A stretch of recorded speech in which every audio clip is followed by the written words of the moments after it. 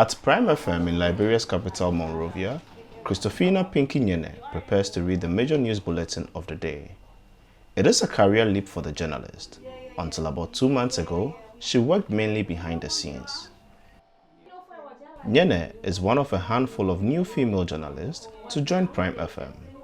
With her colleagues focused on politics, Nyane's coverage of the environment and human rights was often overshadowed. And she says the help she received transitioning into a radio career was limited. My confidence level dropped. It was not high. I did not know how to write or lead or real good lead. Sometimes when I read my stories, my editor would be like, "What is this, Christophina? What is this?" But all changed when Prime FM joined the pilot gender ethics program. Nyane is now an anchor and has a mentor. The gender ethics policy is a response to a 2023 report by the Electoral Institute for Sustainable Democracy in Africa. The report found significant underrepresentation and marginalization of women in newsrooms and frequent objectification or degradation of them in news stories.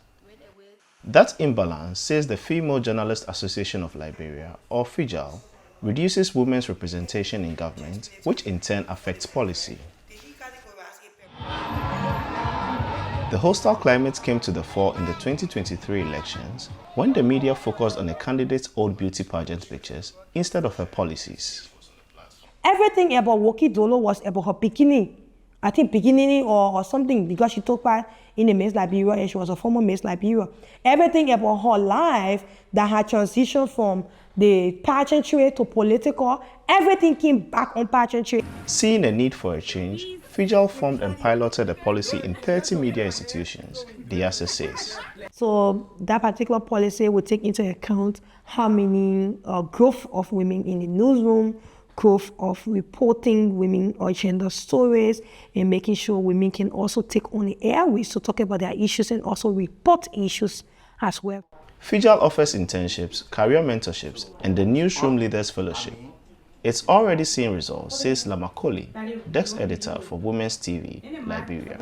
I improved my leadership ability, improved my writing skills, my capacity to nurture and manage the newsroom improved, and because of that, I was upgraded to become editor of my newsroom. The pilot is also bringing other changes too.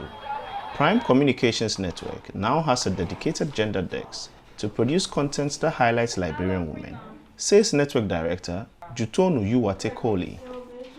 So if you bring a story, I want to see the gender length. I want to see the female side of that story. After its promising start, FIJAL hopes that more media outlets will adopt the policy and that newsrooms and audiences will see a more balanced representation of women. Senanu told VOA News, Monrovia.